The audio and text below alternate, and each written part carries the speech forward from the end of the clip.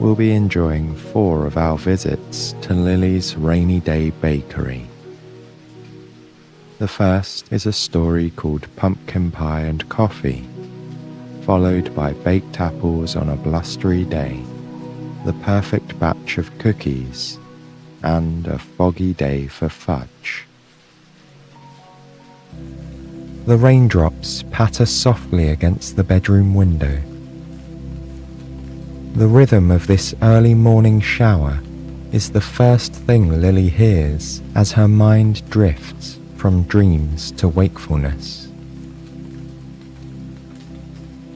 She listens to every drop as it bursts gently on the glass. One by one, she counts them until there are too many to follow. So instead, she lets her mind wander as they all flow together, like grains of rice poured into a jar. This is the music of the season, she thinks, the rap of the rain and the timid rustle of leaves on branches. She smiles, picturing the beauty of the autumn colours and the gradual wrapping up of the year. Lily yawns and stretches her arms out over her head. Darkness still lingers outside, but it's time for her to get up. Soon, she'll put on her hat and coat and walk down to her bakery to prepare for the first customers of the day. Although she starts her morning before all of her neighbours, Lily doesn't mind. She loves what she does and always looks forward to putting the very first treats in the oven and brewing the first cup of coffee. The smiles on the faces of the people she knows make the early hours worth it. Plus, it means she's always ready for a good night's rest when the time comes. She sits up in bed and pulls the sheets away from her legs. Then she swings her feet over the edge. Her toes find the cozy warmth of plush slippers waiting on the floor. She shuffles into them and stands, yawning once more. Lily softly tiptoes into the kitchen. It just feels right to be quieter at this hour, when night fades slowly into day.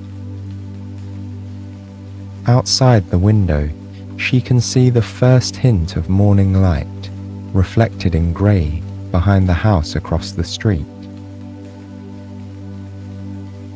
There, her neighbour is still fast asleep. He usually rises once the morning is well underway. After a cup of coffee, he moves to his garden, where he trims the grass and checks in on each and every one of his flowers and bushes. He keeps the nicest plants that Lily has ever seen. She sighs with gratitude, thinking of all the kind and friendly people who live on her street. Lily walks over to the kitchen counter and brews herself a cup of strong black tea. It's her favourite morning drink. She adds a splash of milk and watches the creamy liquid circle through the cup, slowly mixing with the darker counterpart. Carefully, she carries it over to her spot on the wooden seat beneath the kitchen window. She sits down and brings the steaming cup to her lips. The first sip is always the best. She welcomes the taste in her mouth. The tea warms her from the inside, like the embers of a cozy fire on a chilly day. Looking at the sky through the glass, Lily sees the clouds have formed a heavy blanket that hangs over town. It's unlikely there will be a break in the rain today, she thinks. But that's nothing to worry about. It always rains like this in autumn, and she enjoys the special feelings that come along with this time of year. If there were no rain, she wouldn't need to pull on her warm and fuzzy sweaters or slip her feet into her favourite rubber boots. She wouldn't get to wear her cosy scarves or use her cheerful coloured umbrella.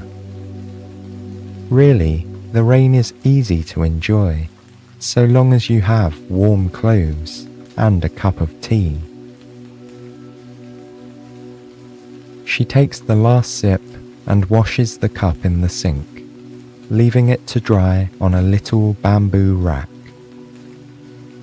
Then she walks to her bedroom and dresses for the day. With a final glance at her comfortable bed, she heads to the front door. There will be plenty of time to rest later on.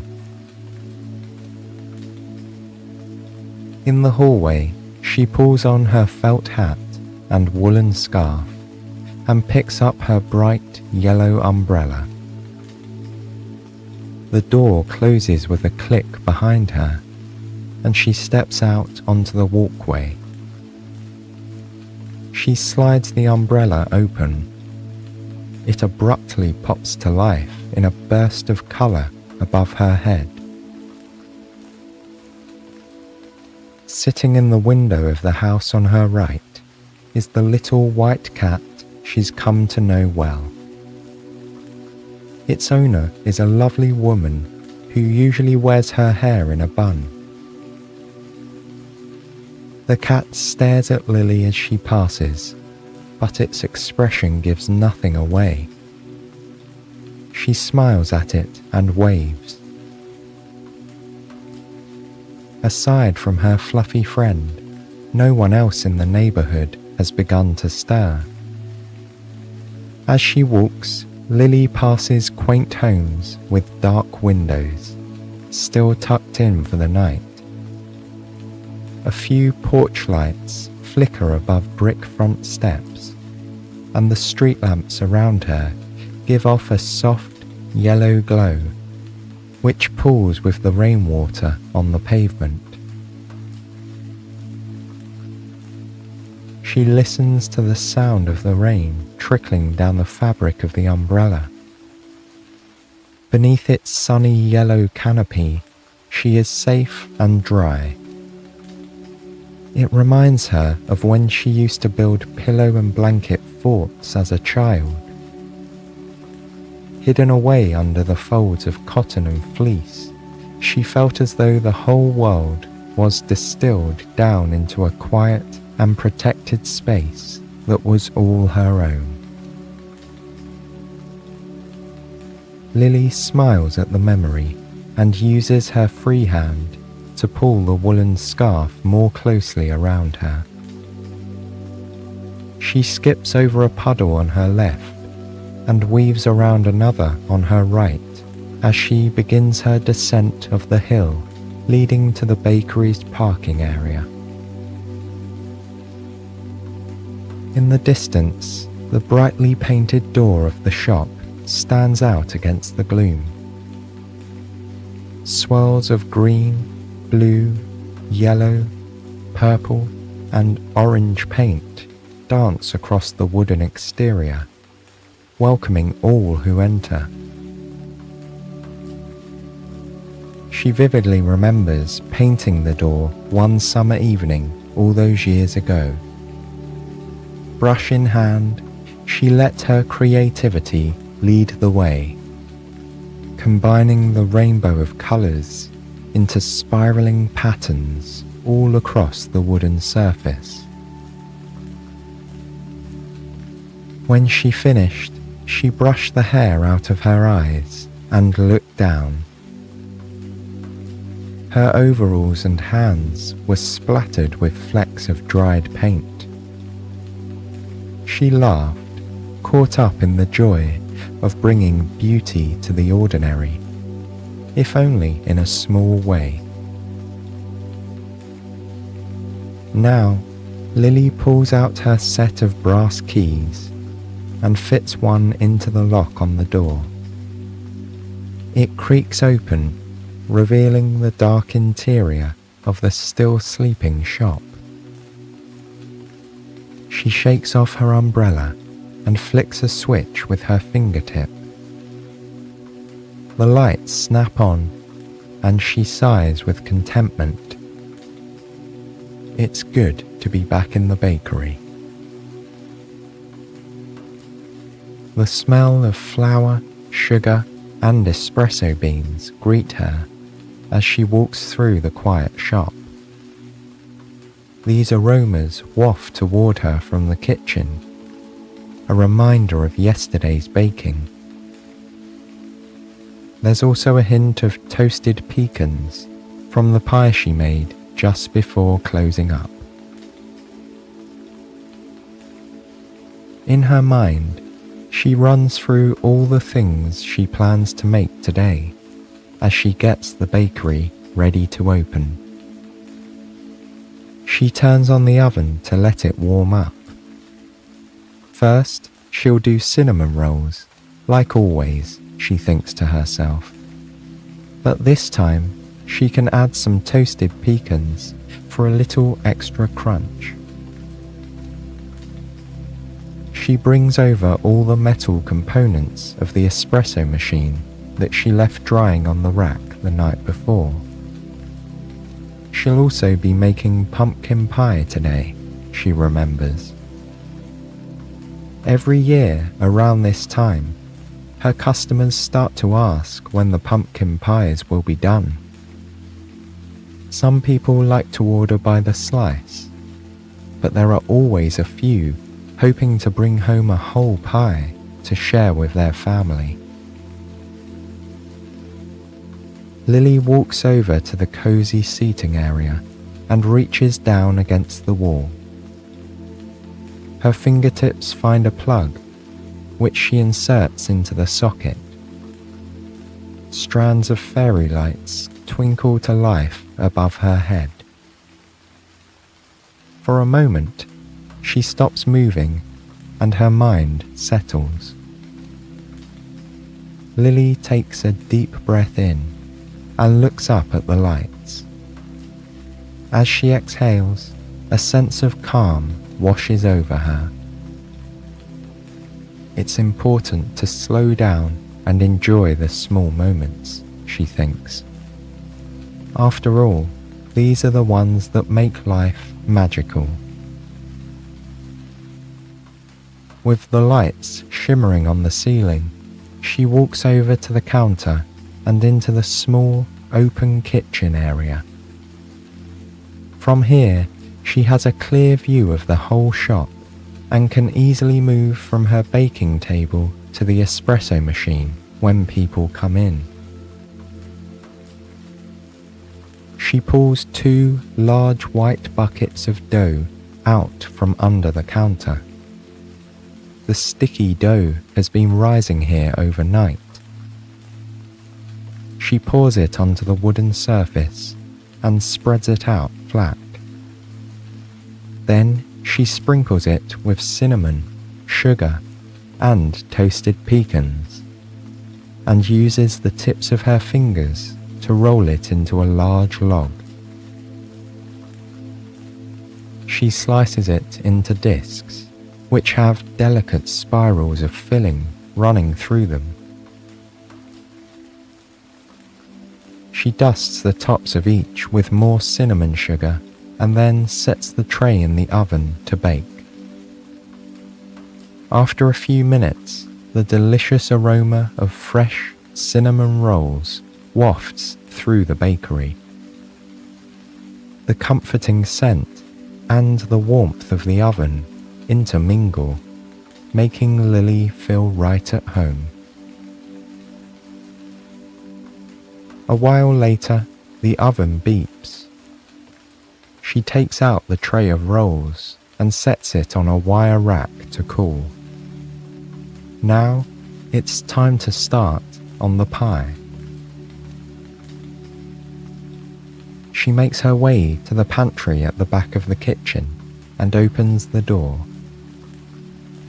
Lily thinks of this space as her own magic room, packed full of all the ingredients and supplies that she could possibly need. Tubs of flour and baking powder are stacked beneath large canisters of spices and bottles of flavor extract. A jar of vanilla pods sits on the topmost shelf. There is star anise, fresh cloves and poppy seeds, onion powder, roasted garlic and chili flakes. And there, on the bottom shelf, tucked near the back, are fresh sugar pumpkins from a farm up the road. She chooses a hefty, medium-sized pumpkin and tucks it under her arm. In a large metal mixing bowl, she piles jars of spices and a few wooden spoons. She balances it all with the flair of someone who is used to carrying more than they should. Lily sets her armful of ingredients down on the counter. First, she has to roast the pumpkin. She carefully slices the gourd in half and scoops out the stringy interior and seeds. Then, she sets both sides face down on a baking tray and puts them in the oven to cook and soften. While the oven works its magic on the pumpkin, Lily gets to work on the crust. There are many different types of crusts she could make, but her favourite is graham cracker. She got the recipe from her Aunt Lucy, who always baked mini pies for all the children during the holidays. Lily pulls a plastic sleeve of graham crackers from their blue cardboard box and sets it on the counter. She lays a tea towel over the package and gets out her large, heavy rolling pin. Gently, she rolls it back and forth over the towel, crushing the crackers below. She works the pin from side to side, feeling the smooth wooden handles move beneath her palms. The crackers crunch and snap under the weight. Once they are the texture of rough sand, she pulls open the corners of the bag and pours the contents into a mixing bowl. A little puff of graham cracker dust tickles her nose. Lily walks to the large silver refrigerator and finds a stick of butter. She unwraps the waxy packaging and plops the stick into a mixing cup. It goes in the microwave for just a few seconds until the butter is melted. She pours the butter into the bowl with the crumbs and adds a good amount of sugar and cinnamon. Using a long wooden spoon, she mixes them all together until they feel like wet sand. With her fingers, she spreads the mixture into the bottom and sides of a shallow pie dish. She works over the crust methodically, careful not to let it crack along the edges. She pushes and presses, a little more here, a little less there. Before long, it forms an even brown base. The oven beeps once again. Lily pulls on her thick, colourful oven mitts and lifts out the tray of pumpkin. Then she slides the pie dish into its place. She sets the timer for 12 minutes, just enough to get the crust a little bit crunchy, so it holds up under the weight of the liquid filling. Just then, she hears a creak as the wooden door swings open. Her first customer of the day has arrived. As always, it's Seamus, the kind elderly man who likes to read his paper with a cup of coffee and a cinnamon roll. The only exception is on days like today, when she makes pumpkin pie. He smiles at Lily as she pours a long, thin stream of coffee into a mug. He's been coming into her shop for so many years, he doesn't even have to order anymore. By the time he reaches the counter and wishes her a good morning, Lily already has his breakfast ready to go. "Smells like pumpkin pie is on the menu," he says to her, taking his coffee in hand. She smiles and promises to bring him out a slice as soon as it's finished baking. He thanks her and takes up his usual seat by the window, snapping open the crisp fold of the morning newspaper. Now that he's here, it really feels like the day has begun. Lily enjoys working while Seamus is in the shop. He is as much a part of this place as any of her other regular customers. Together, they are a community, a family almost, and they call the Rainy Day Bakery home. She looks at the timer and sees the crust is ready to come out. She pulls on her mitts and removes the dish from the oven. It smells warm, sweet, and toasty. Just heavenly, as Seamus would say. Now, Lily turns her attention to the pumpkin filling.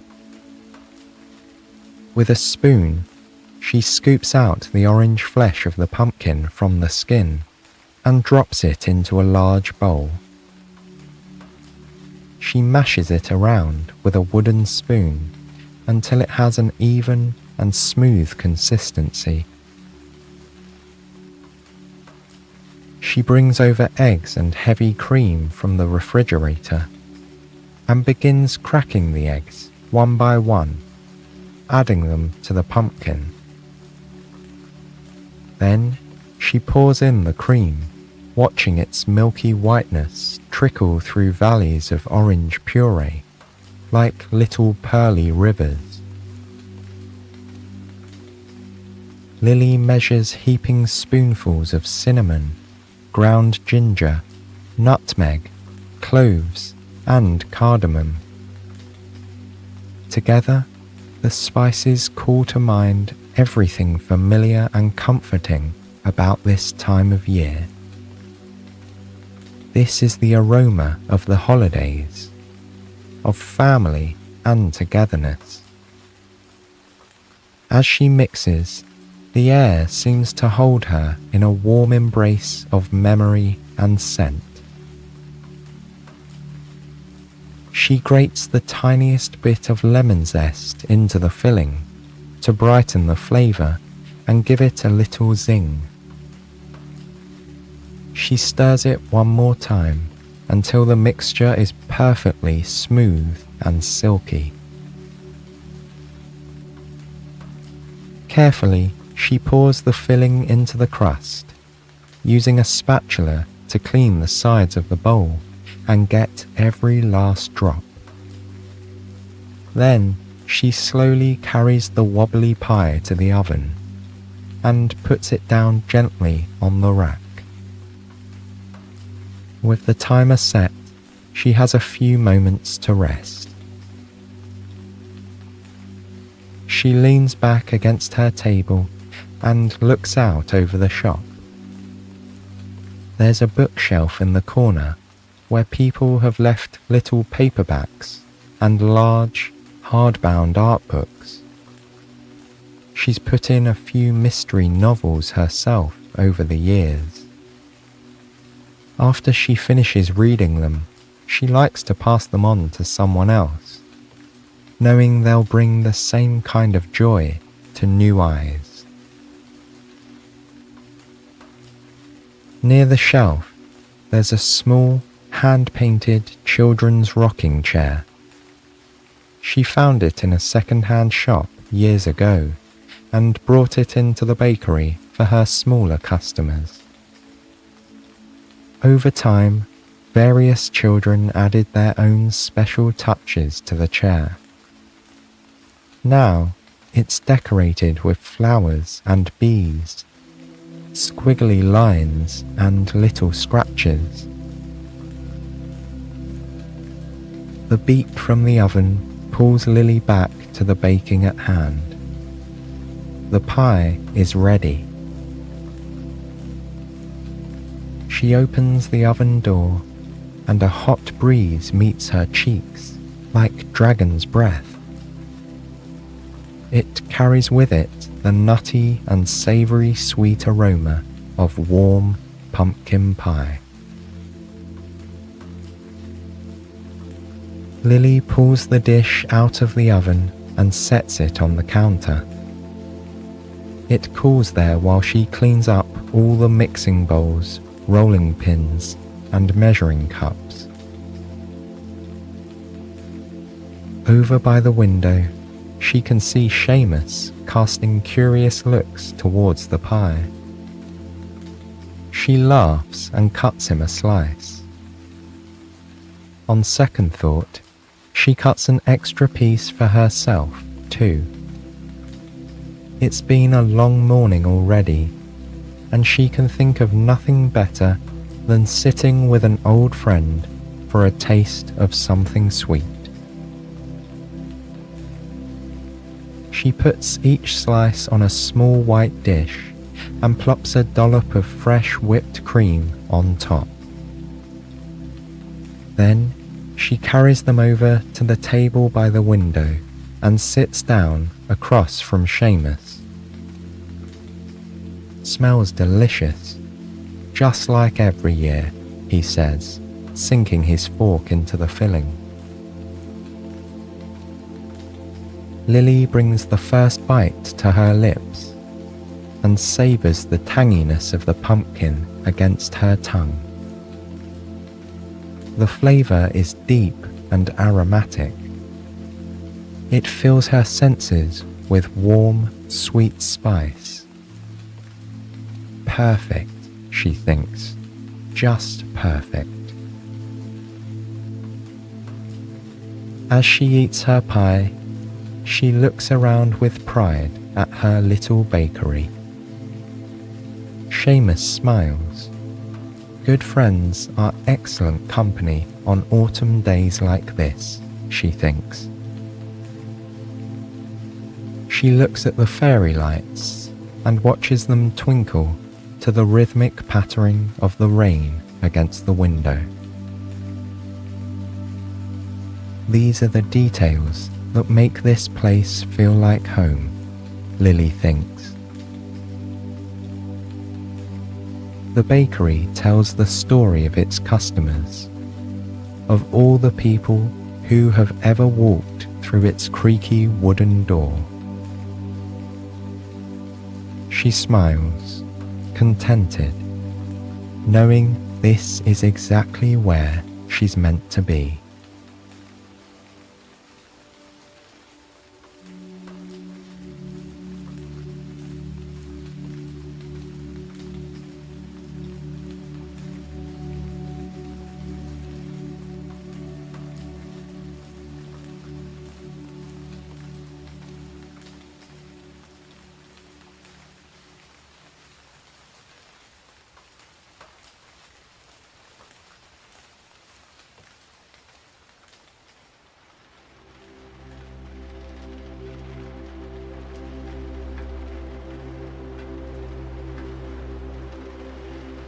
Heavy raindrops tap the window panes near Lily's bed. Every so often, a gust of wind tosses the rain towards the glass with slightly more force. Lily lies under the covers with her eyes closed, listening to the sound of the storm ebb and flow. It's sure to be a blustery day, she thinks to herself. These final moments in bed before she rises in the morning are some of Lily's favourites, when her thoughts are dreamy and her mind still remembers the feeling of deep sleep.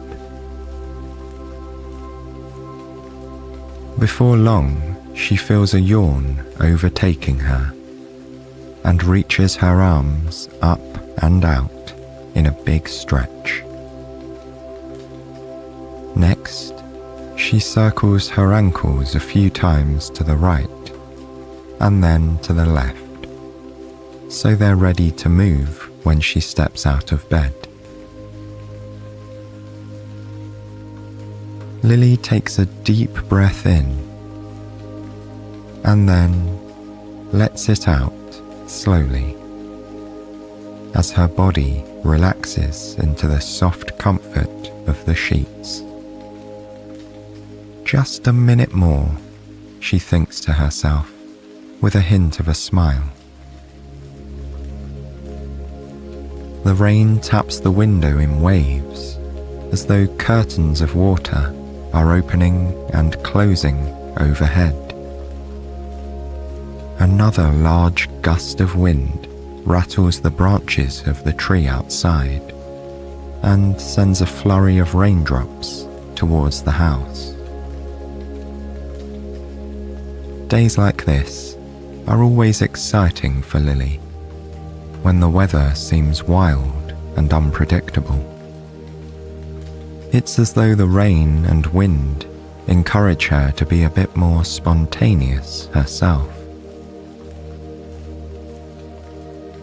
With that thought, she pushes herself up until she's sitting on the edge of the bed, and then stands, glancing out the window as she does. As always, it's still dark outside.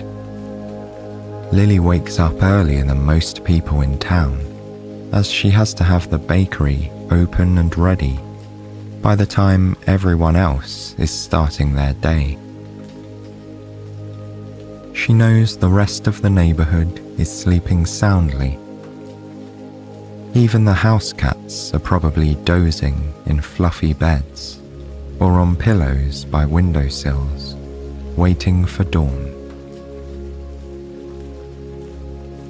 Lily slides her feet into her comfy slippers and then pads softly into the kitchen. The first thing she does is put on the kettle for a nice cup of strong, hot tea.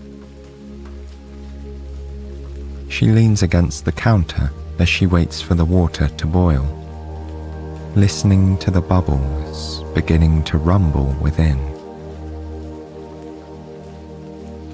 Lily takes out a small metal tea ball from the drawer and fills it with fragrant strands of loose leaf black tea. Each leaf stands at a funny angle in the ball, so she has to be careful not to let any of them fall out as she twists on the top. She hangs the tea ball over the side of her cup by a tiny metal hook and chain. When the water is ready, she pours it over the tea. Bubbles rise up from within the metal ball, and it floats slightly before sinking to the bottom. A fan of tea colour spreads out from it, shading the clear water as it swirls around. Lily lifts the cup to her nose and inhales deeply. She loves the smell of hot tea on a chilly morning. Feeling spontaneous, she decides to skip her usual splash of milk, opting to drink it black today. But still desiring the comfort of her routine, she carries it over to the wooden seat beneath the kitchen window. This is where she always drinks her morning tea, gazing out at the sleepy neighborhood on the other side of the glass. Some mornings, the first rays of light would already be shining through the clouds by this time. But today, the sky is heavy and dark. A blanket of grey clouds hangs low over town, and the rain is continuous, shifted only by the ever-changing wind. She can see how it bends and sways the branches of the tree across the street. It's definitely coat weather today, she decides. Lily sips her tea slowly, feeling herself warming up a bit more with every drop. She wiggles her toes inside her fuzzy slippers, enjoying the way it sends a tingling sensation across her skin. This is the most perfectly cozy morning, she thinks to herself. When she finishes her tea, she washes out the cup and sets it to dry on a bamboo rack by the sink. Although the sun hasn't come out yet, Lily knows it's time to get ready to head down to the bakery. After so many years of opening her shop each and every morning, Lily feels as though she has an internal clock that's calibrated to the second. She intuitively knows when she should be finishing her tea and when she needs to step out the door in order to make it to the bakery in good time. Lily shuffles into her bedroom and picks out a grey shirt to wear. It's a fitting colour to match the weather outside. When she's dressed, she heads to the front door. She slips on her thick wool coat and buttons it up at the front. Then she wraps a chunky cable-knit scarf around her neck. One of her regular customers, Rose, made it for her 2 winters ago. Now, it's one of her most cherished pieces of clothing. Every time she pulls it on, she thinks of all the people she's able to call friend, and it makes her feel warm and toasty inside. Lily pulls one edge of the scarf up over her chin, and then tucks the ends into her wool coat. She takes out a large pair of gloves from the coat pockets, slipping them on one by one. The last thing she has to get is her trusty yellow umbrella. Now, she's ready to head out. She closes the door behind her and pauses on the front step to open the umbrella. The wind pushes against it, making it hard to raise the slider up to expand the canopy. But with a little determination, Lily gets it open, adding a splash of yellow to the otherwise dark morning. Bracing herself against the wind, she steps out onto the sidewalk. heavy raindrops thunder against the fabric of the umbrella. The sound is magnified beneath it, so she can hear the plop and splat of every drop. On her right, she spies the small white cat that's always waiting for her in her neighbour's window.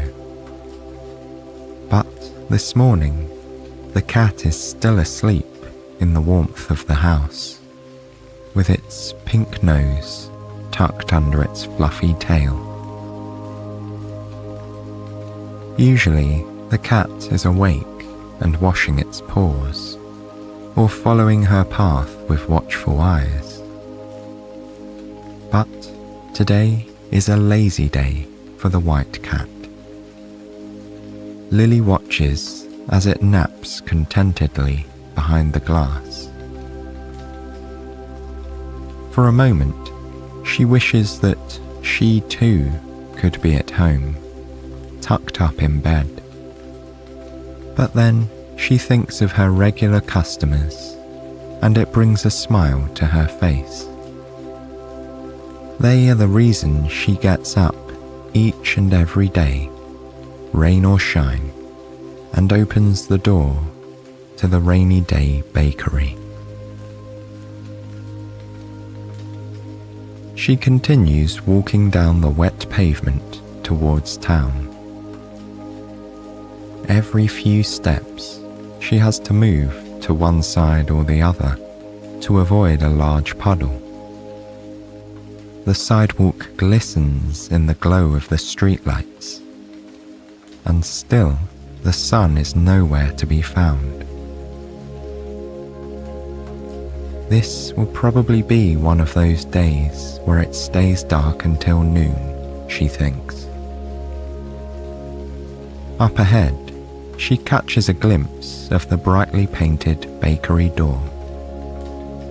Even in the dim light, the brilliant colours stand out, welcoming in all who pass by. It's a haven for people on a day like this. They can come inside, drink a cup of something hot, and have a slice of pie or a cinnamon roll, and read a good book. Some customers prefer to chat to one another, enjoying the company of new friends and old in a familiar place. Her bakery really has become part of the fabric of this community, she realizes. It's a home away from home, a spot where everyone can find something to make them feel happy and content. Just as this thought crosses her mind, a gust of wind rumples the fabric of her umbrella. The handle jumps in her fingers, and before she knows what's happening, the top canopy of the umbrella has blown backwards.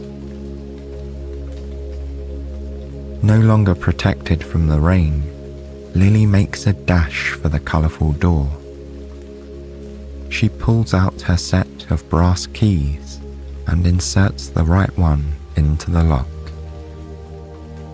She clutches her bent umbrella under her arm and pushes open the door to reveal the dark, silent bakery.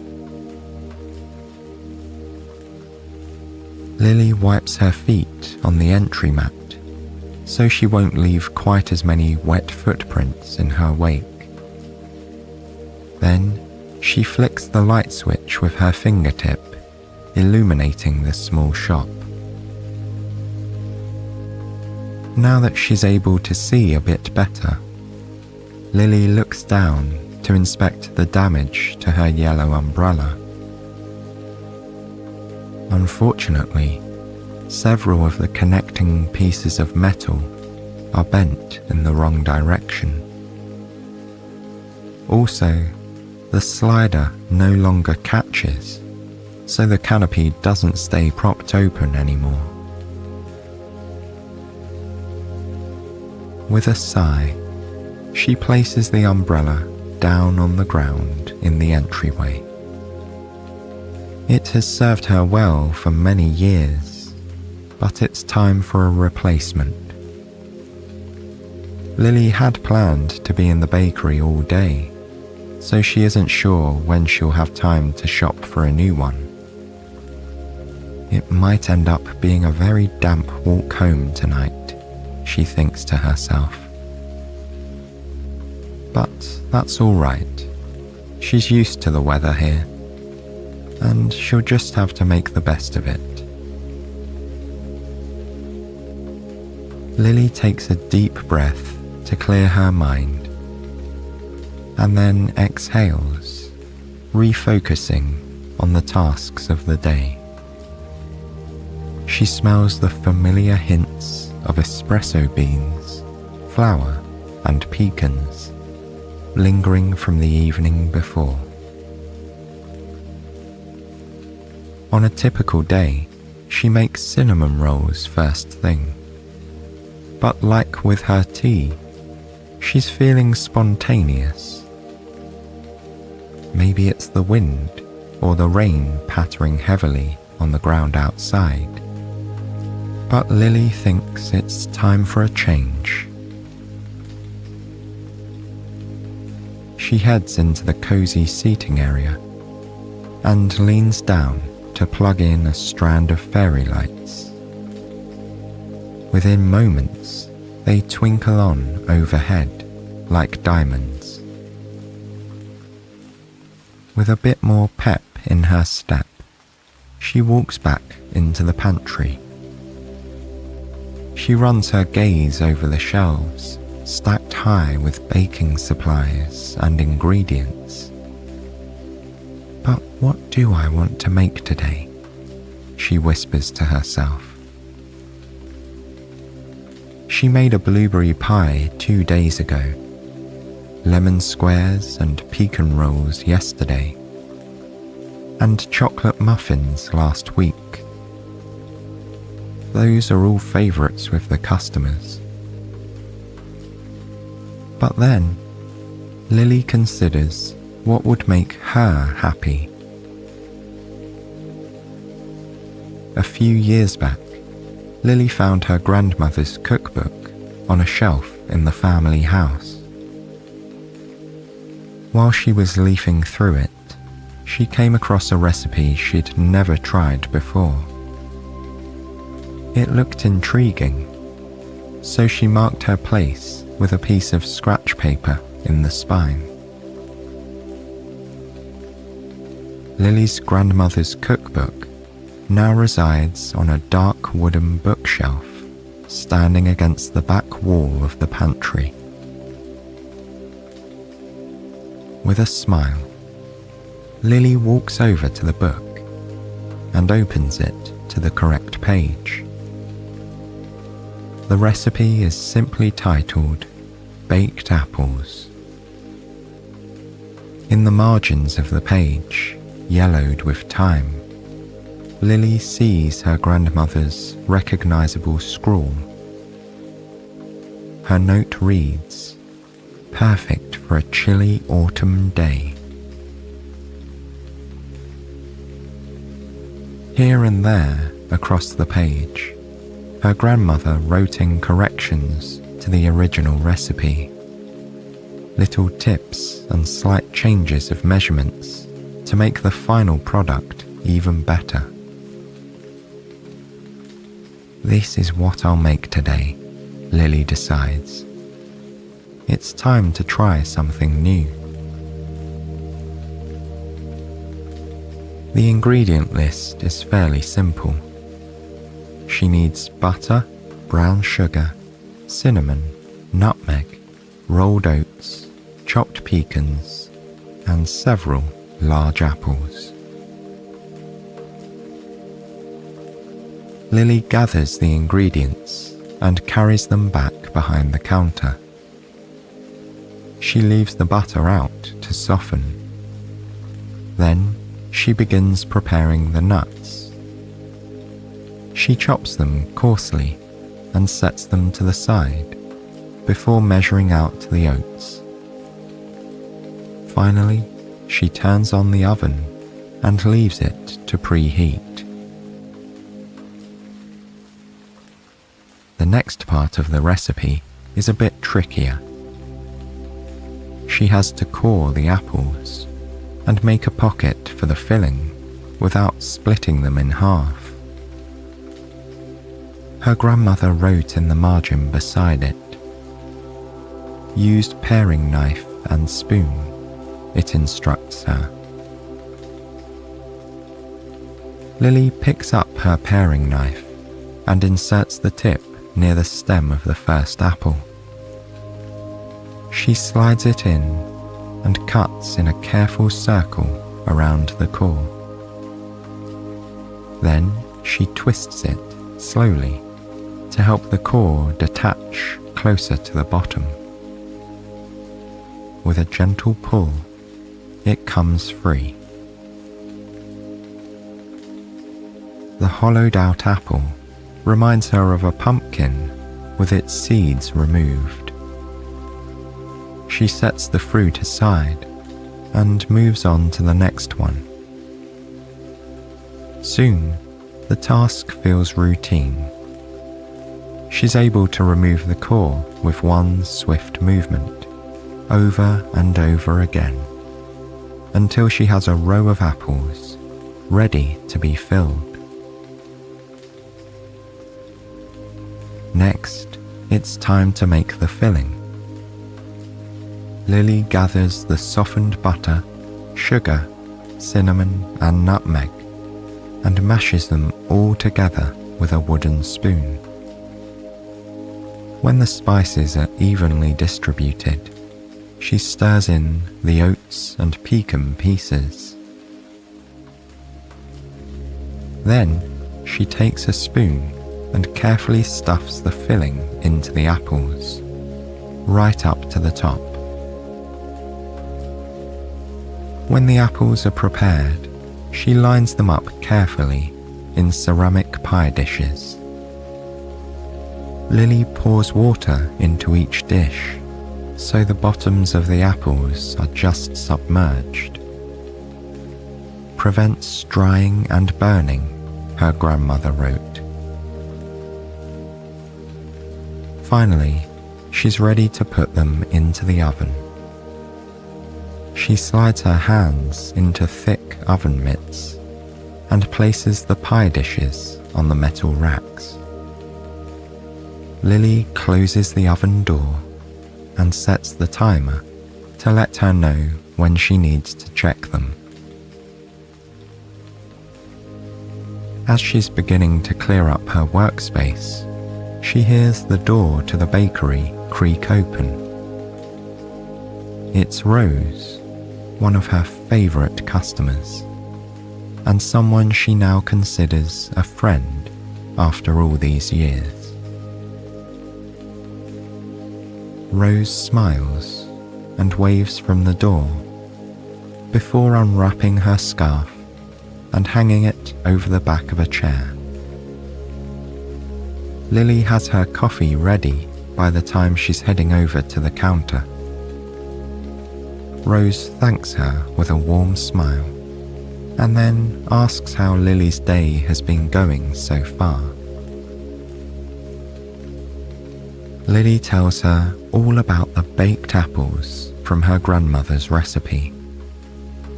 She's excited to have her first taste tester if Rose is interested. The pair chat about the weather and how it's an especially blustery autumn day. Then, with a sigh, Lily mentions her broken umbrella. "I don't know if I'll have time to replace it before I head home tonight," she says. Rose pats her on the arm. "I'm sure it will all turn out just fine," she replies, before carrying her coffee to her table and sitting down.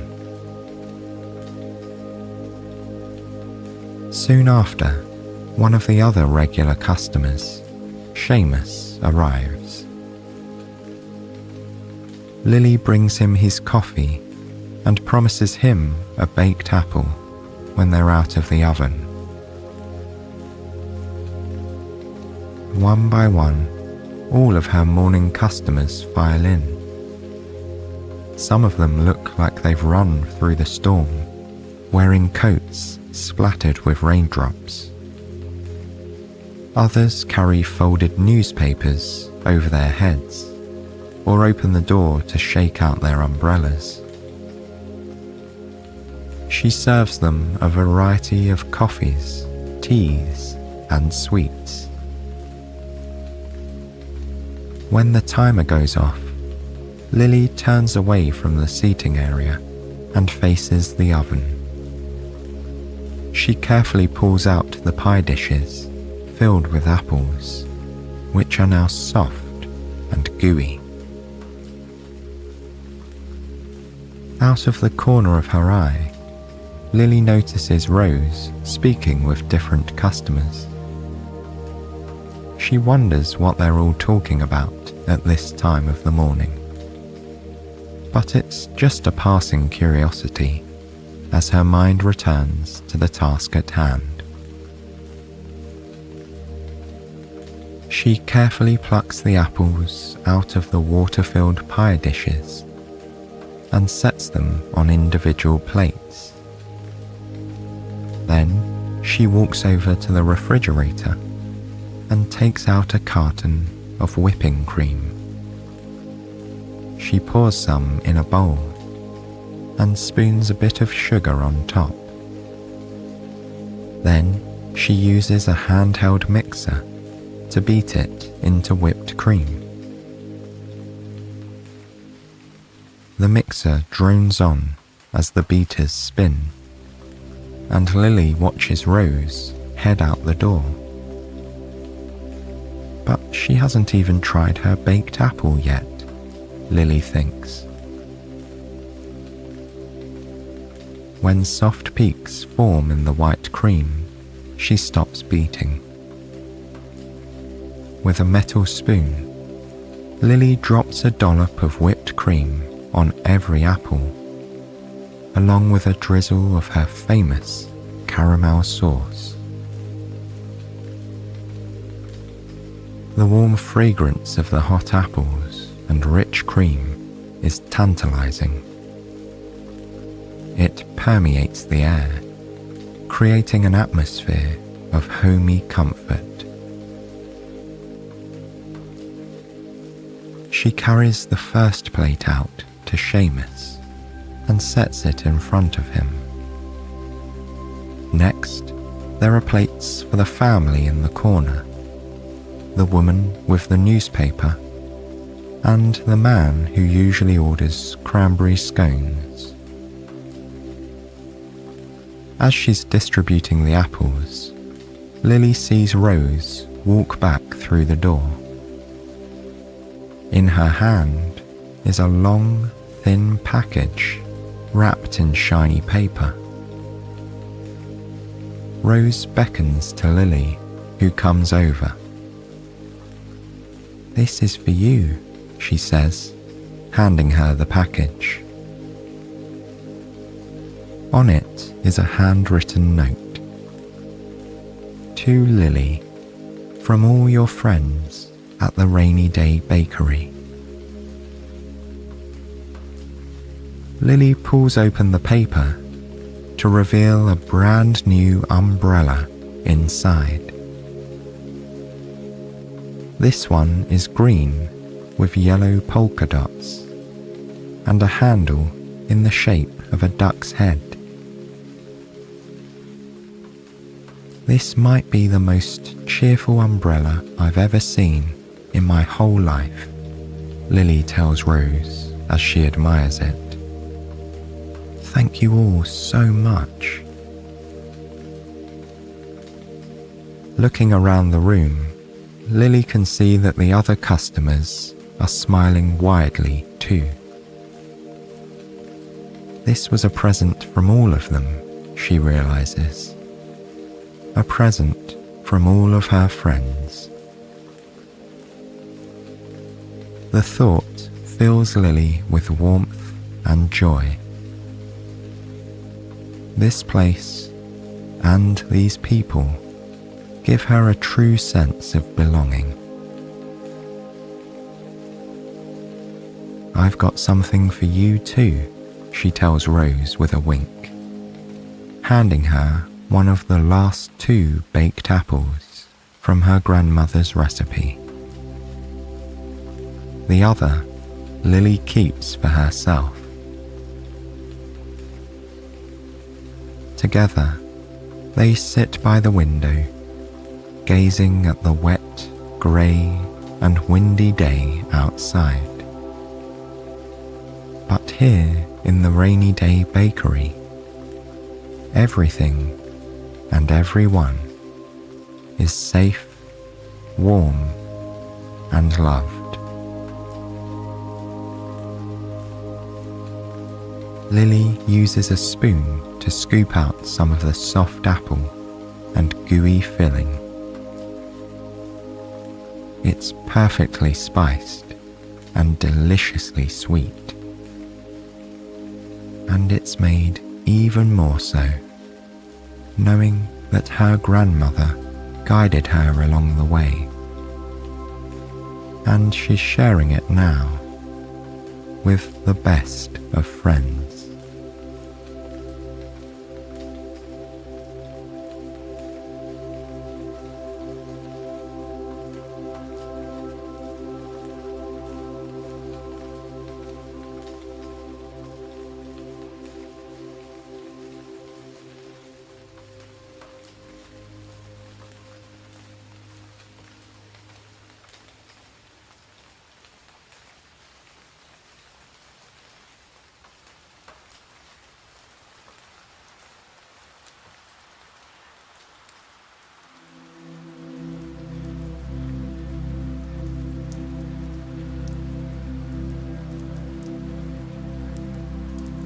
The first thing Lily hears when she opens her eyes is the sound of gentle rain coming down outside her window.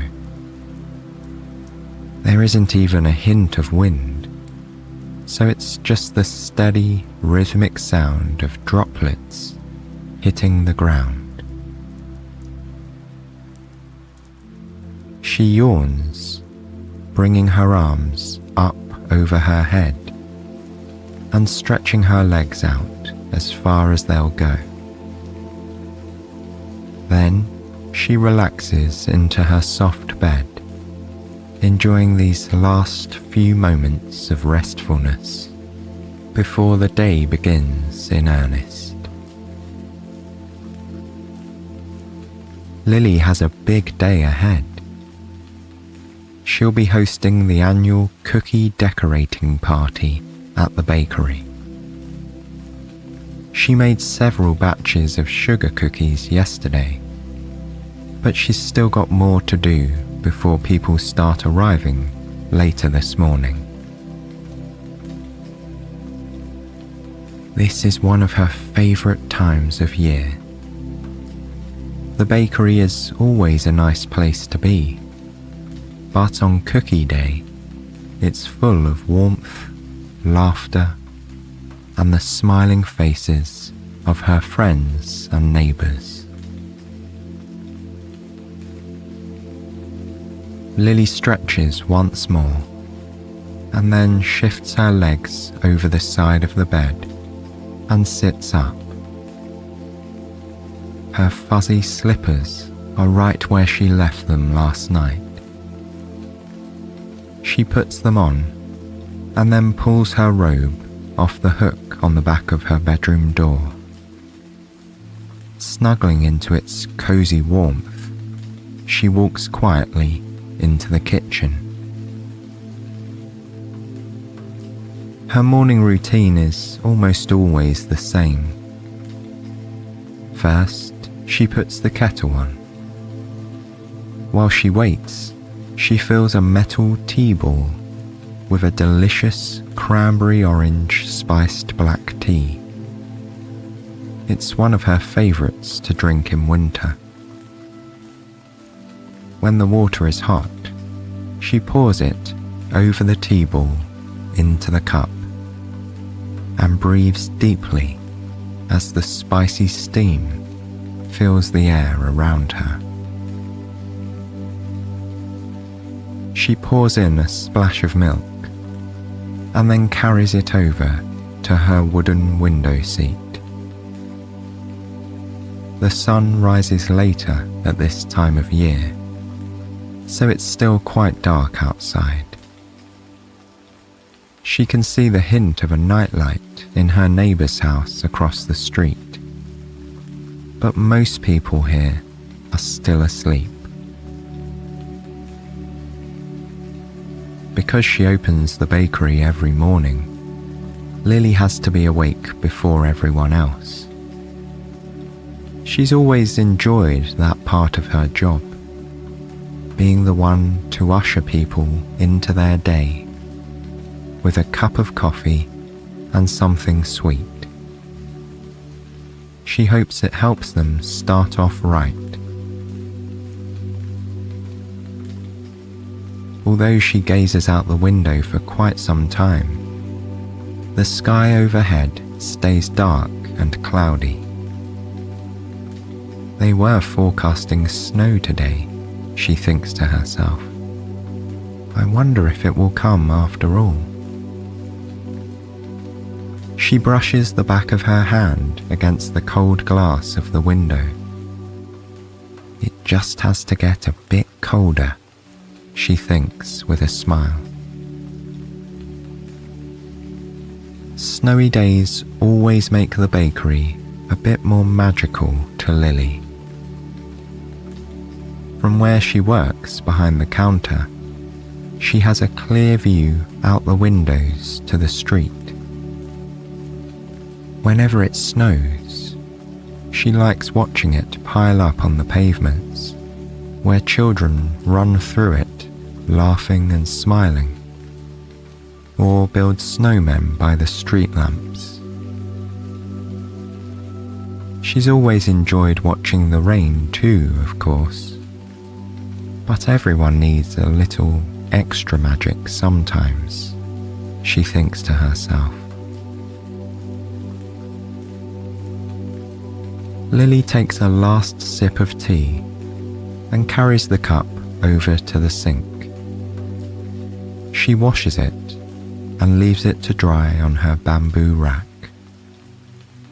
Then she heads back into her bedroom to get dressed.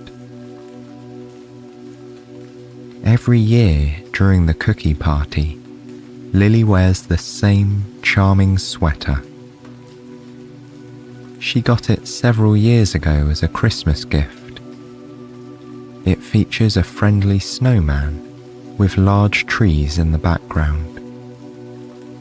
The snowman was knit as a pile of squares rather than circles and has a very goofy grin. It makes her smile every time she wears it, and her customers always seem to enjoy it too. When she's ready, she walks out of her bedroom to the front entryway. Lily pulls on her coat, scarf, hat and gloves. Then she picks up her new umbrella, green with yellow polka dots and a handle shaped like a duck's head, and loops the cord around her wrist. Closing her door with a click, she steps out into the early morning rain. It's let up a bit since she was in bed. Now, it's more of a drizzle, but she still prefers the warm and dry comfort to be found beneath her umbrella.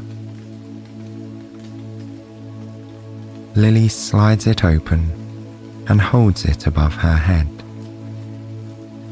The drops make a gentle pitter-patter on the cheerful fabric as she begins to walk down the road.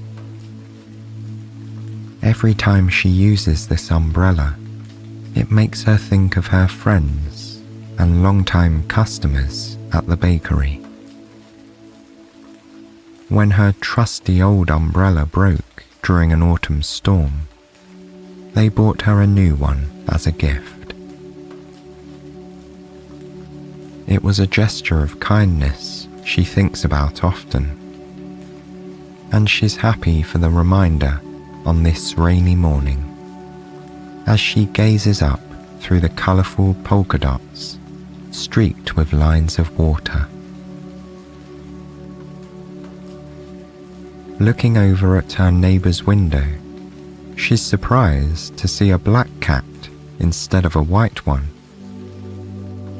It peers at her with watchful eyes as it presses its nose to the glass.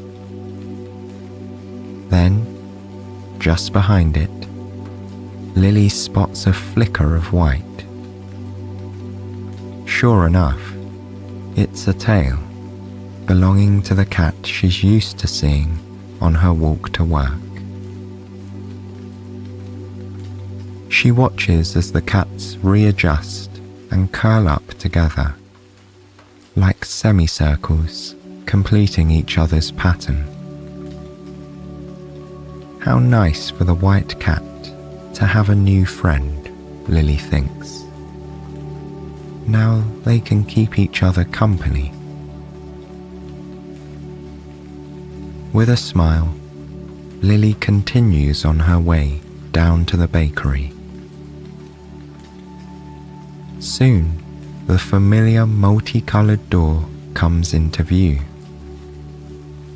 The first hint of dim grey morning light is playing on the horizon, and it's just enough for her to make out the different hand-painted hues. Soon, she's sliding the key into the lock and turning the handle to open the door. Stepping into the warmth of the bakery, she gently shakes out her umbrella and leaves it to dry in the entryway. Lily wipes her feet on the mat and then takes a deep breath in. It's her way of transitioning from outside to inside. She can smell the ever-present aroma of roasted coffee beans, along with a hint of burnt sugar from yesterday's cookies. It makes her think of toasted marshmallows with its sharp sweetness. She steps forward and flicks on the lights, bringing the bakery to life. Then she walks over to the seating area, bends down, and plugs in the strand of fairy lights that twinkle overhead. Now, she's ready to start the day. Normally, she begins by making a big batch of sticky cinnamon rolls. But on this day, everything's a bit different. She still has a couple of batches of cookies to make to ensure she has enough of all the right kinds for later.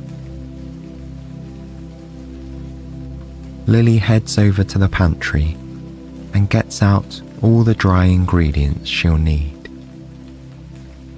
She's making double batches of both chocolate chip cookies and stained glass sugar cookies. First, she pulls out flour, white sugar, brown sugar, vanilla extract, black treacle, and chocolate chips. Then, she finds the cornstarch and salt. And finally, she pulls out a bag of colourful, hard candies. She'll melt these down to form the panes of glass in the stained glass cookies. From the refrigerator, she gets the baking soda and eggs. the butter has been softening on the countertop, so it's the perfect texture to use now. Lily divides everything by batch, then mixes the dry and wet ingredients in separate bowls. When she's ready, she combines these until the dough is the perfect consistency. For the chocolate chip cookies, she folds in the chips carefully so they don't break apart. Then piles the dough evenly onto a tray using an ice cream scoop and puts the tray in the oven to bake. For the stained glass cookies, she wraps the dough and then places it into the refrigerator to chill. This will help it firm up so it's easier to roll out and cut into shapes later on. Just as the delicious fragrance of baking cookies begins to fill the air, her first customer of the day walks in. As usual, it's Seamus, here for his cup of coffee and sweet treat. Most days, he enjoys a cinnamon roll, but on cookie day, he likes to be the first to sample whatever Lily has in the oven. Just to be sure they've turned out all right, he always jokes with a twinkle in his eye. She has his coffee poured before he reaches the counter and slides it across the wooden surface towards him. Seamus adjusts the newspaper he has folded under his arm before picking up the cup. "What kinds are you making this year?" he asks, eyeing the oven hopefully. "Chocolate chip, plain sugar, and stained glass," says Lily with a smile. "I suppose I'll have to test out one of each, if you'll let me," he says. "After all, I've got to make sure they've turned out all right, don't I?" Lily laughs and nods her head. "Of course you do," she says. "I couldn't do cookie day without you." Seamus walks over to the window and sits down. He has the perfect view of the street with all its puddles, just as the first rays of morning light are beginning to fill the sky behind the thick cover of clouds. Though the sun has yet to break through the clouds, it makes them a lighter shade of grey. Just then, the timer tells Lily the chocolate chip cookies are ready to come out of the oven. She slips her hands into her oven mitts and opens the door. A warm gust of air greets her as she peers inside. The cookies are puffy and golden brown, and the chocolate is gooey and thick, even though it's still holding its shape more or less. She pulls out the tray and sets it on a wire rack to cool. The warm, sugary smell of freshly baked cookies fills the bakery. It's a magical scent, Lily thinks, making every place it appears feel more like home. Soon, it's time for her to retrieve the sugar cookie dough from the refrigerator. It's cold and firm to the touch.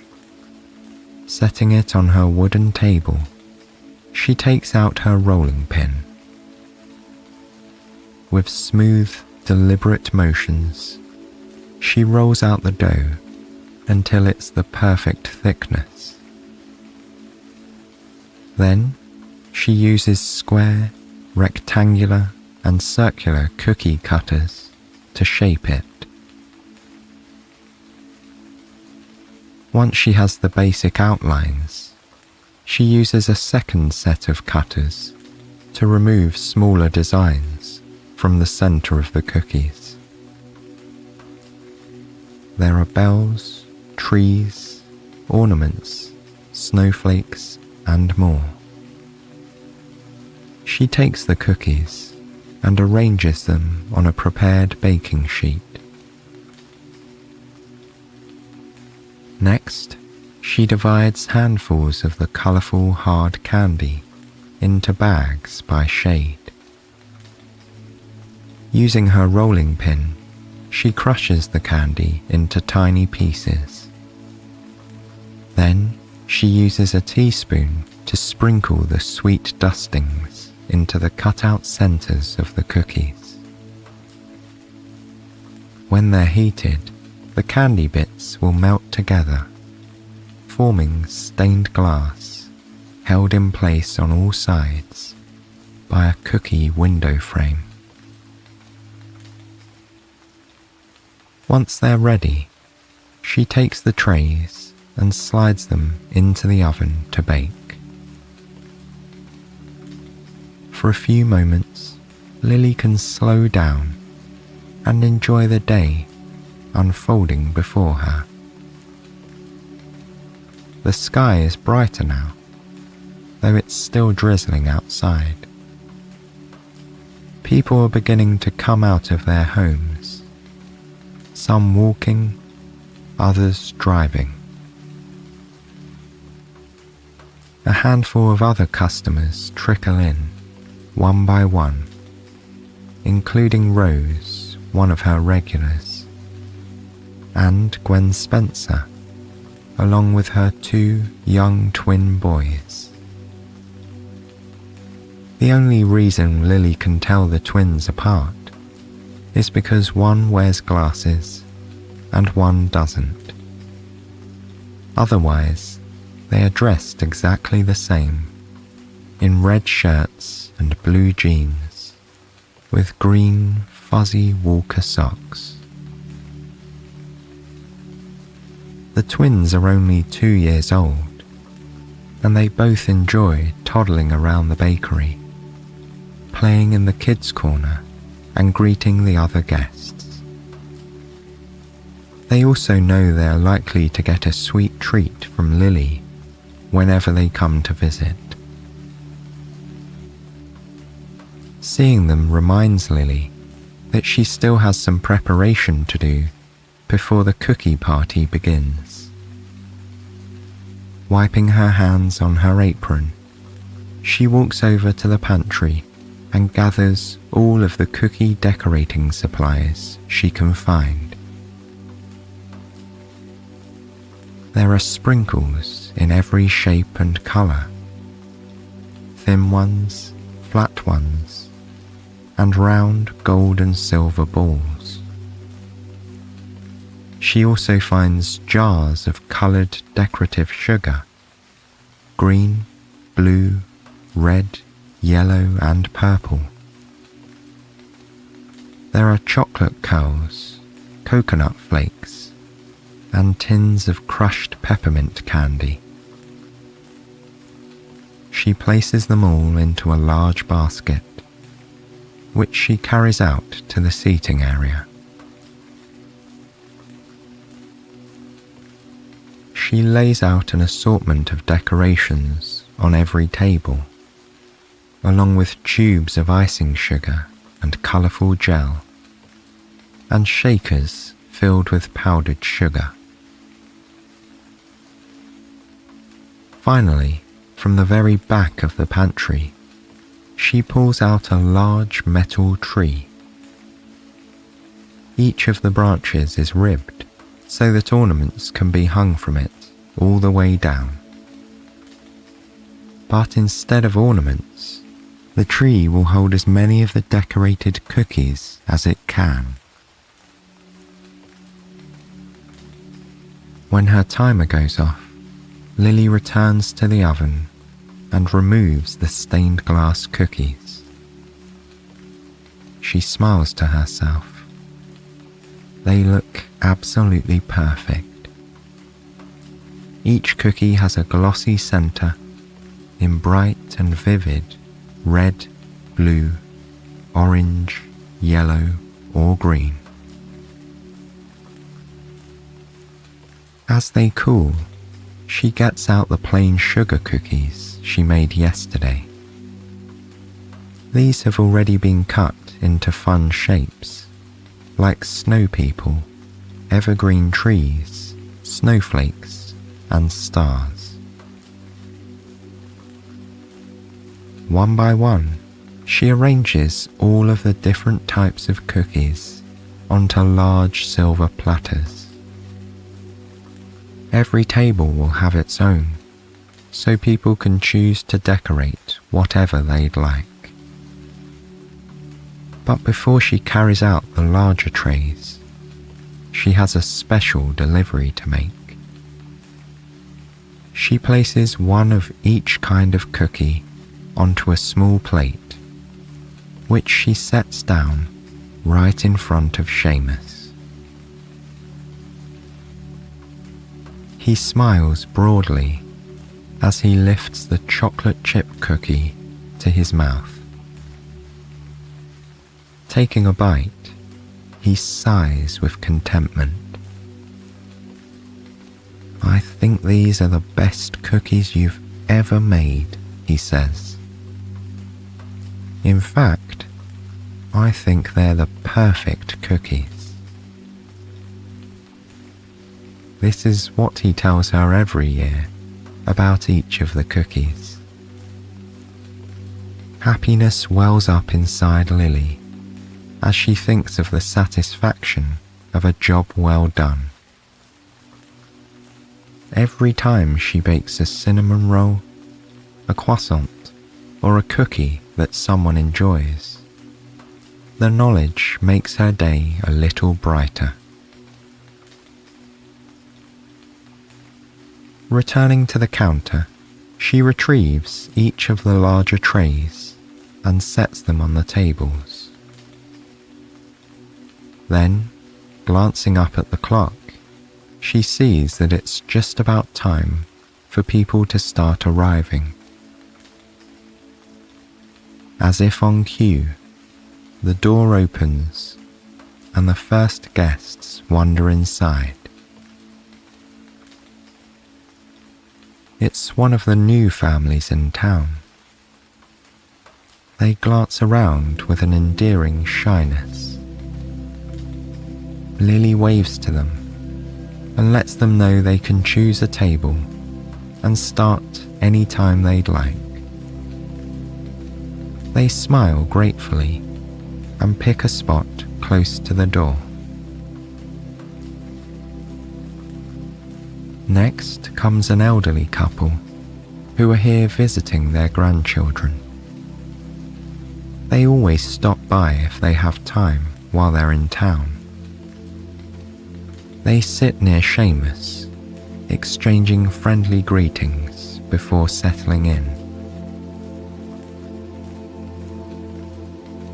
One by one, people Lily knows from around town pour into her bakery. Old and young, by themselves or with family and friends. All are welcome to the annual cookie decorating party. Everyone finds a place to sit or stand around the tables, crowded with supplies. Before long, the whole shop is abuzz with chatter, laughter, and the sound of people shaking sprinkles, squeezing icing tubes, and having fun. Looking around the cozy space, Lily feels completely at peace. She can't imagine a better place to be than right here, feeling the warmth and comfort of community. As the thought crosses her mind, she glances out the window in time to see the very first snowflakes fall to the ground. Soon, one of the children sees them too. "It's snowing," the girl says, tapping her mother on the shoulder and pointing through the glass. Lily hears the chatter slow to quiet whispering as everyone turns to gaze out the window. A delicate dusting of snow appears on everything outside, from cars to street lamps and paving stones.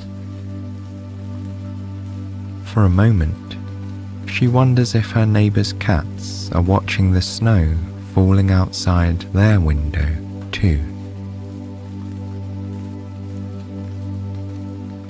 Perhaps it's the joy of being around everyone in the bakery, or maybe it's the magical nature of winter. Lily isn't sure, but she's drawn outside to feel the touch of snow on her skin, even for just a moment. Quietly, she slips around the front of the counter and over to the door. She pulls it open and steps outside. Looking up to the sky, Lily spreads her arms out to either side and twirls slowly in a circle. Snowflakes land on her cheeks and nose, and she smiles, her eyes crinkling at the corners. Feeling like a child again, she sticks out her tongue and catches a cold snowflake on it. More land on her arms and in the palms of her hands as she turns, laughing to herself. Then she pauses for a moment, still looking skyward, to appreciate the beauty of the snowy day. Everything seems quieter, covered in a magical hush brought by the snow. In the distance, a crow waddles across the white ground, leaving a trail of footprints behind it. Lily's boots have left imprints in the snow too, she sees. With a happy smile, she waves goodbye to the crow and the snow, and makes her way back inside the warm and toasty bakery. All around her, people are enjoying themselves as they decorate cookies. She sees palm-sized snow people with scarves and hats, green frosted trees with colourful ornaments, white and blue snowflakes with delicately iced edges, and white candles with curving yellow flames. There are stained glass cookies dusted with powdered sugar and attached to pieces of ribbon and string, and chocolate chip cookies with the occasional bite missing.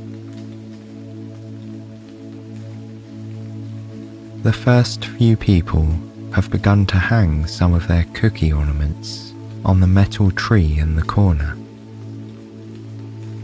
While most of the people take their cookies home, many leave one behind on the tree, where it will stay until the new year. Lily picks up one of the stained glass cookies and lifts it to her lips. She takes a bite, feeling the deliciously buttery crumbs melt in her mouth. At its center, the pane of candy glass is sweet on her tongue. There's nothing better than a freshly baked cookie, Lily thinks to herself. For the rest of the day, she'll help her friends decorate their cookies in countless fun and unique ways. She'll eat a couple more, and maybe even have an afternoon coffee as a treat.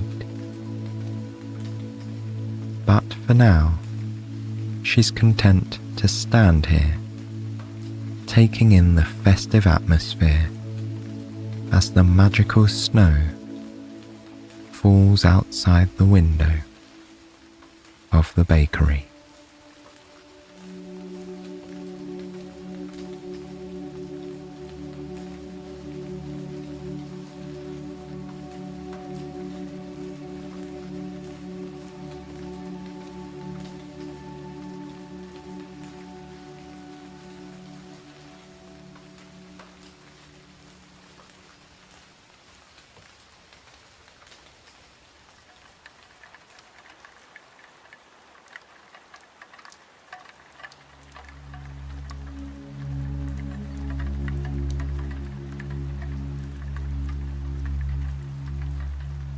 A delicate rain pattering on the glass gently eases Lily into wakefulness. She doesn't open her eyes at first, but keeps them softly closed as she savors a few more moments of rest. Without realizing it, she dozes off, the sound of the rainfall mingling with visions of damp streets and puddles in her mind. And then, slowly, the dream fades as her mind returns to her bedroom. Lily smiles and opens her eyes at last, grateful for the few extra minutes of sleep. Even now, the sound of the rain is growing faint. It might let up altogether, she thinks, as she stretches her arms above her head. She traces circles with her toes, feeling her ankles warming up with every turn. Then she slides her legs over the edge of the bed. Once her feet have found their comfy slippers, Lily makes her way into the kitchen. Like she does most mornings, she puts the kettle on for a nice cup of tea. She loves the sound of the bubbles forming inside it. It's familiar and soothing, a kind of cozy background noise to the otherwise quiet morning. Bubbles and rain are the two things Lily can always depend on at this time of day that make this place feel like home before the sun comes out. She thinks about the other small, meaningful details of her life as she spoons dry tea leaves into a metal tea ball. Twisting on the top, she hangs the ball by a tiny chain from the rim of her mug. Once the water has boiled, Lily pours it over the leaves. She watches the hot water take on the colour of the tea leaves as they steep. This is a detail she appreciates. No matter how many mornings she watches her tea, it always creates new colour patterns in the mug. The act of making tea is familiar and yet new and exciting at the same time, she thinks. Lily pours a splash of milk into her tea and then carries it over to her wooden window seat. Looking out through the glass, she can see her neighbourhood is still shrouded in darkness. The rain has given way to a light mist, and she can make out the first wisps of fog rolling in behind her neighbour's house. The man who lives across the street keeps a beautiful garden during the spring and summer months. Even now, in autumn, everything growing around his house seems perfectly in its place. The brown, red, and yellow leaves that have already fallen from the trees overhanging his lawn remind Lily of an artistic splattering of paint on a green canvas. He's still asleep at this time of morning. Most of the neighbourhood is. I must be one of the earliest risers in town, Lily thinks with a smile. But she doesn't mind the hours she has to keep to run the bakery. It makes her happy to know that her customers always have a place to go when they wake up too. As she gazes across the street, Lily notices a small bit of earth that's recently been turned. He must have planted his bulbs yesterday, she realizes. It reminds her that she should probably do the same. There's a small garden just outside the bakery where Lily has experimented with planting various things over the years. One year she planted herbs, another tomatoes and peppers. Now it's a flower garden, or it will be in springtime. But she needs to get her bulbs in the ground soon. They rely on the cool autumn soil to wake up from their slumber and put down roots for the spring. I'll have to remember to bring them with me to the bakery today, she tells herself. After finishing her tea, Lily takes one final glance out the window. The fog is rolling in around the house across the street now. Fog was in the forecast, Lily remembers. She's always enjoyed a good foggy day. There's something mysterious and magical about fog, she thinks, as though enchantments and worlds of possibility are hidden just out of sight. The thought makes her grin as she stands and carries her mug over to the sink. After washing it out, she leaves it to dry on the bamboo rack and heads into the bedroom to get dressed. Today, she chooses a red shirt with yellow details to wear. If it's going to be a grey day, she might as well bring a pop of colour with her outfit, she thinks. By the front door, she finds a paper bag filled with flower bulbs.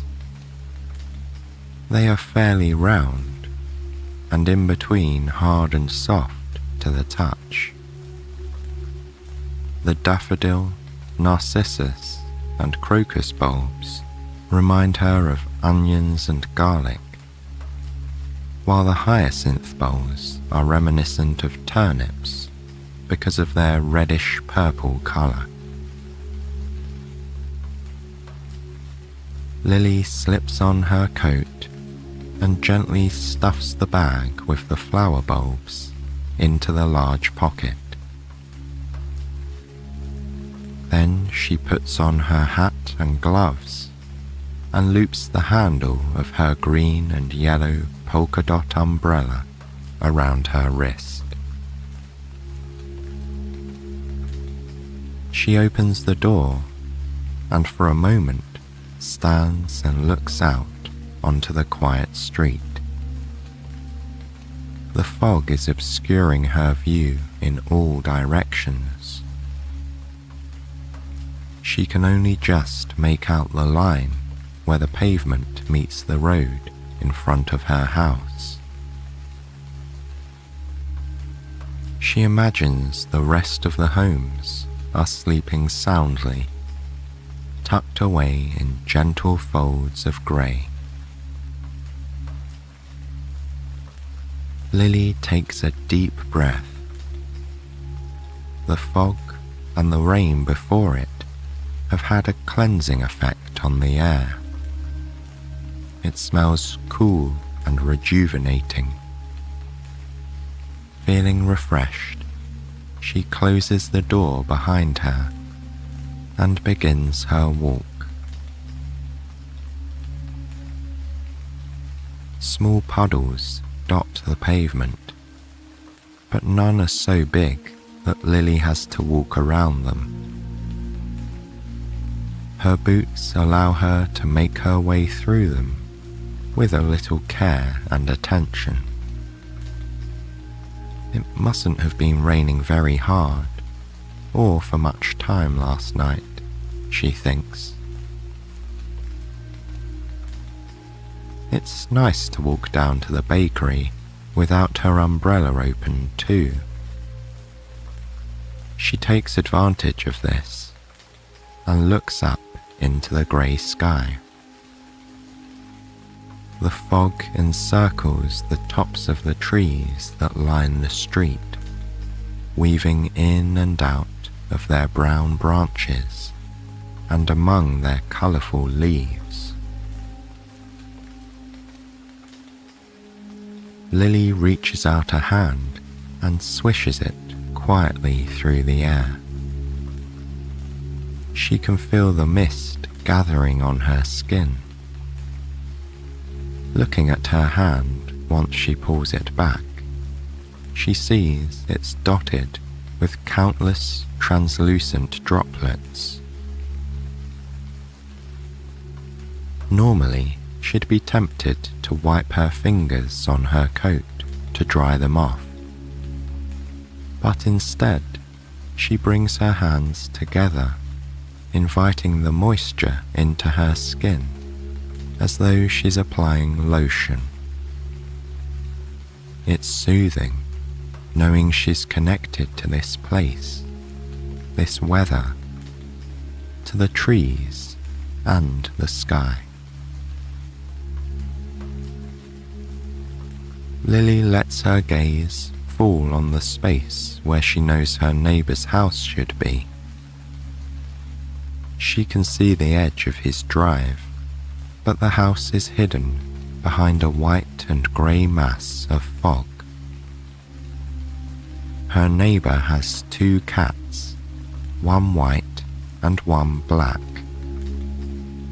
Lily hopes they're snuggled up together in their favourite window seat, dreaming of warm summer sunshine and catnip. As she continues on her way, she listens to the rhythmic sound of her feet tapping the pavement with every step. The fog makes sounds feel closer than normal. Everything is amplified under this blanket of weather. It takes longer than usual for Lily to spot the bakery. Its recognizable, multicolored door peeks out from behind a swirl of fog for just a moment, before being tucked away once again. Lily smiles. Even if she couldn't see the door at all, she'd still know it was there. She's done this very same walk every morning for so many years. She could probably find her way blindfolded. But still, it's a comfort to see it, and to know she'll soon be stepping inside, surrounded by the familiar aromas of coffee beans, sugar, and flour, and plugging in the twinkling fairy lights that will bring her little shop to life. She pulls out her set of keys and inserts the right one into the lock. Heading inside, she wipes her feet on a mat and then switches on the overhead lights. Then she takes off her coat and hangs it up, leaving the bulbs in the pocket. Before going behind the counter, she finds the end of the strand of fairy lights in the seating area and plugs them in. They flicker to life above her. That might be my favorite moment of the day, she thinks to herself. She knows she's back home at the bakery as soon as the fairy lights are twinkling overhead. With a feeling of gratitude for this comforting space, she takes a deep breath, inhaling the deliciously familiar scents within it. The coffee beans smell acidic yet rich. The flour is dusty and reminds her of weekends spent with her grandmother, baking all sorts of wonderful treats. And the sugar is sweet and a little bit burnt, reminding her of days at the fair and holiday cookies shaped like trees and ornaments. Exhaling, she feels her muscles relax. She rolls her shoulders a few times, allowing them to warm up and stretch out. Then she walks behind the counter. Before she left the bakery yesterday, she set aside a recipe for one of her favorite cold weather treats to make: fudge.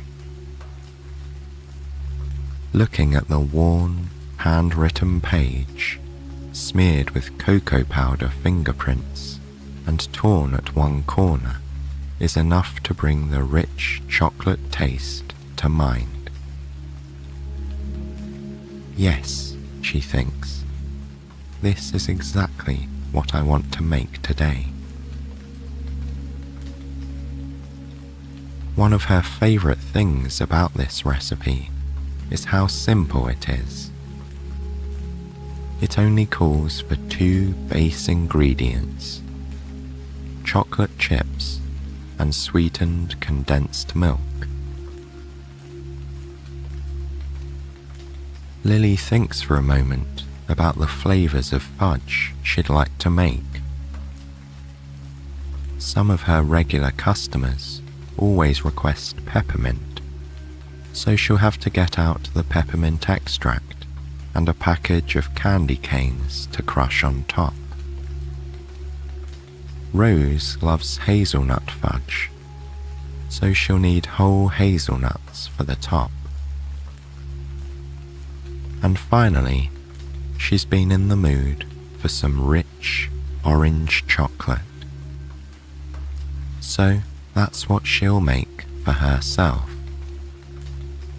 She even has some leftover candied orange peel that she can use to give it an extra kick. She heads into the pantry and finds her trusty double boiler, the right size pans, wax paper, chocolate chips, sweetened condensed milk, and all the flavorings and toppings.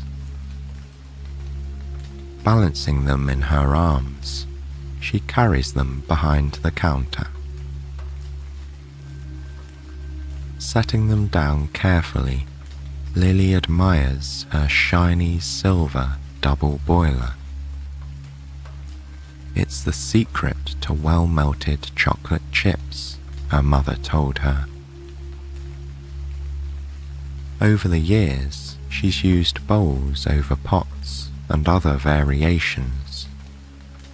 But when it came time to open the bakery, her mother's words echoed in her mind.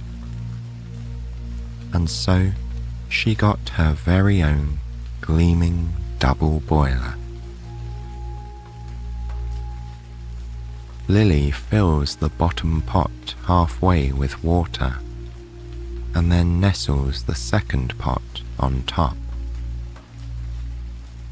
She places it on the stove and then shakes a good portion of chocolate chips into the top pot.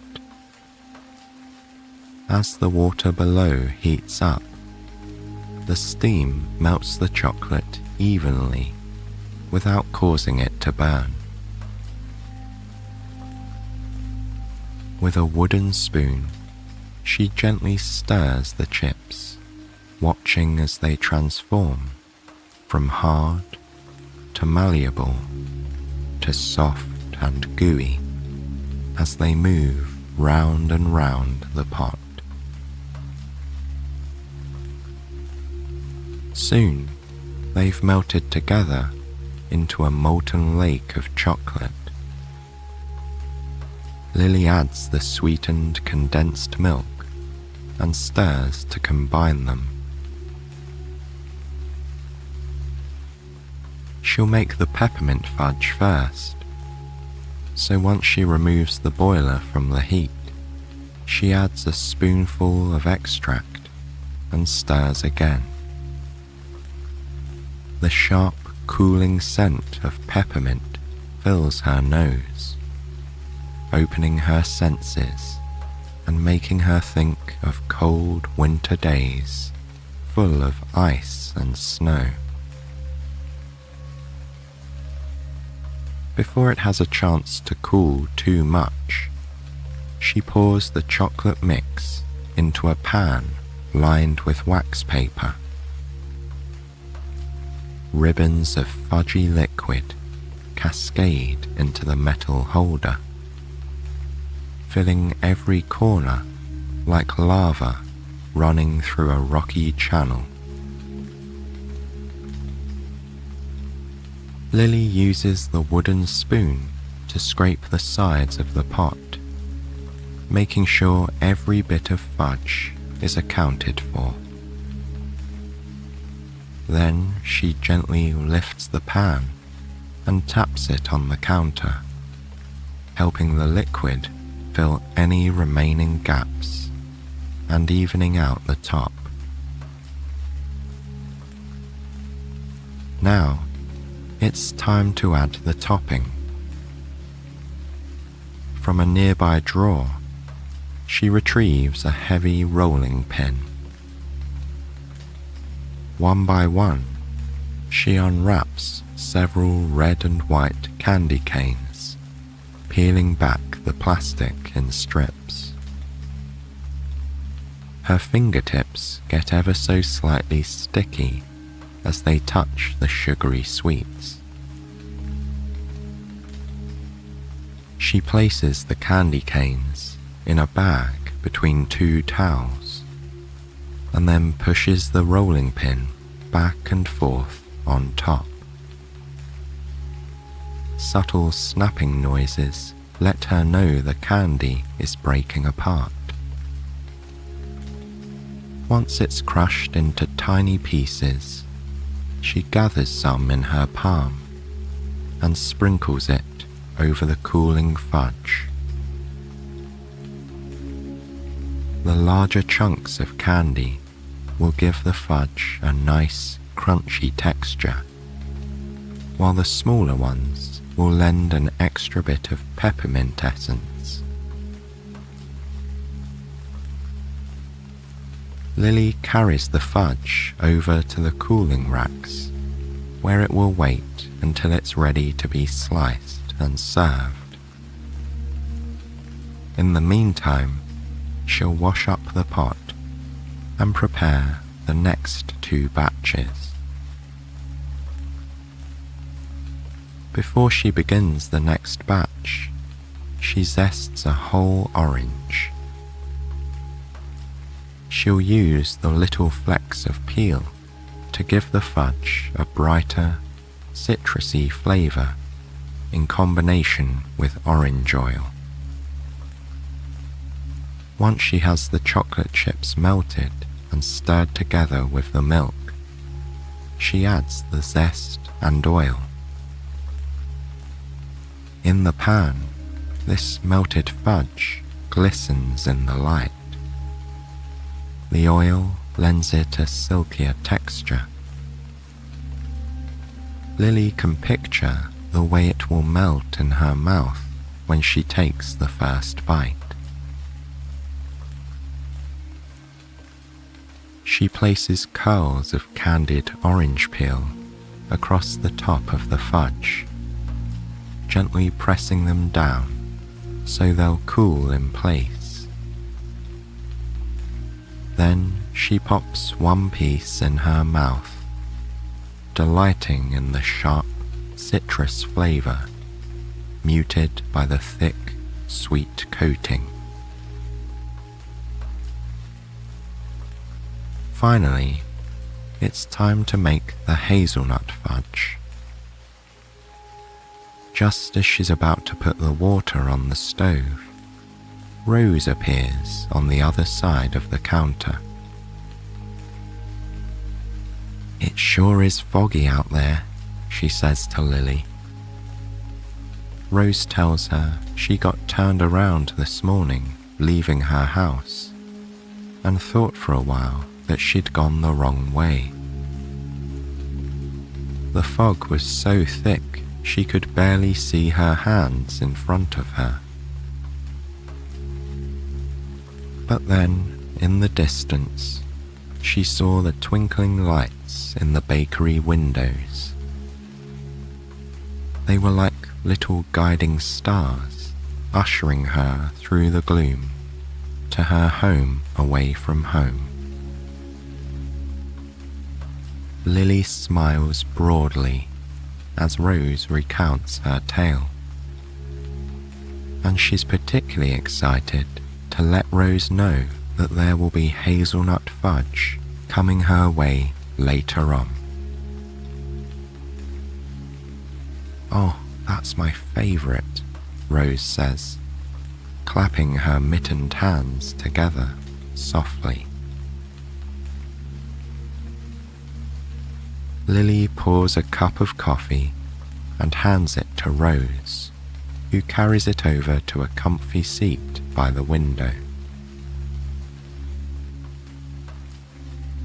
Returning to the stove, Lily sets up the double boiler and combines the chocolate and milk just like before. Then she removes the mixture from the heat, adds hazelnut flavouring and some crushed hazelnut pieces, and pours it into the lined pan. To finish it off, She carefully places whole hazelnuts in neat rows across the top of the fudge. Every piece will have one, adding crunch and depth of flavor. Glancing over at Rose, she sees the other woman smiling as she catches a whiff of the hazelnut fudge. The rich scent permeates the air, mingling with the orange and peppermint, the perfect medley for a chilly day. While she waits for the fudge to cool, Lily decides she'll use the time to get the bulbs in the ground. Besides, it's a slow day, and I'll be able to see anyone coming in, she thinks. She walks over to Rose and lightly rests a hand on her shoulder. "I'll be outside if you need anything," she says. To her surprise, Rose offers to help. How lovely to have company out in the garden, Lily thinks.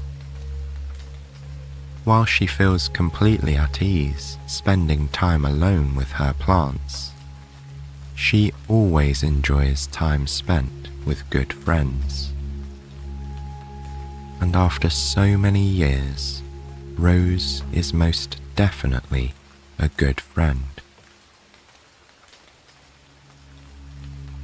Together, Lily and Rose head to the door, slipping on their coats and scarves on the way out. When they reach the small garden, Lily pulls the bag of flower bulbs out of her pocket. Rose opens the top of a workbench where a few tools are stored and finds a couple of trowels. The two women kneel down on the ground, laughing together as they feel the dampness of the soil soaking into the knees of their trousers, and begin to dig. They chat about all the seasons they've watched go by here at this bakery. There was the time Max from the hardware store accidentally ordered 12 dozen cupcakes instead of 2 dozen for his daughter's birthday party. They were practically begging people to take cupcakes with them for a couple of days. And the one summer when a storm came in and washed out a few roads, stranding visitors in town. Everyone congregated at the bakery, making coffee and snacks, and collecting blankets, children's books, and more to keep their new guests comfortable until the roads were repaired. "We've had some good times here, haven't we?" Rose asks. Lily nods, patting down the soil around the last flower bulb. Standing up, she steps back to admire their work. Rose follows her.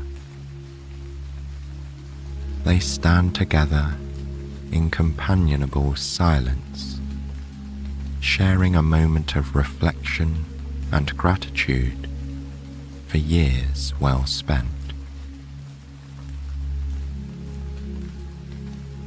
And Lily watches the fairy lights twinkle like guiding stars in the foggy gloom,